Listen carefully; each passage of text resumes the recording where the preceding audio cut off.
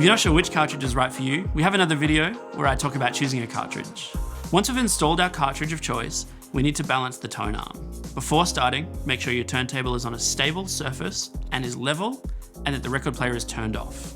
If your turntable has an anti-skate control, set it to 0 before you start. Very carefully, set the stylus down as you would to play a record. Locate the counterweight at the back of the tone arm. Rotate the counterweight until the tone arm is perfectly balanced and hovers parallel to the platter without touching it. The tone arm should remain in a horizontal position when properly balanced. Once the tone arm is balanced perfectly and remains horizontal, we will turn the ring at the front so it reads 0. Now we can set the desired tracking force for your cartridge. This information is typically provided by the cartridge manufacturer.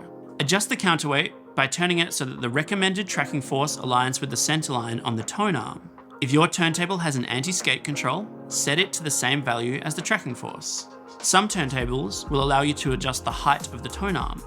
Ensure that the tone arm is parallel to the record surface when playing. Now, double check the balance and tracking force after making adjustments. It may take a few tries to get it just right. You can measure the force with an inexpensive stylus pressure gauge scale, or spend a little bit more on a digital scale. If you change cartridges, you'll need to repeat the process as different cartridges have different weight requirements and different tracking force. If your cartridge allows it, we will now check the alignment of the cartridge using a protractor tool, especially if you've installed a brand new cartridge.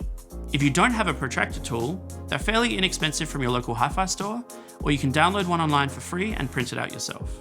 Once you've done each of these steps, your tone arm should be balanced, your anti-skate set correctly, and you're ready to listen to your favorite records.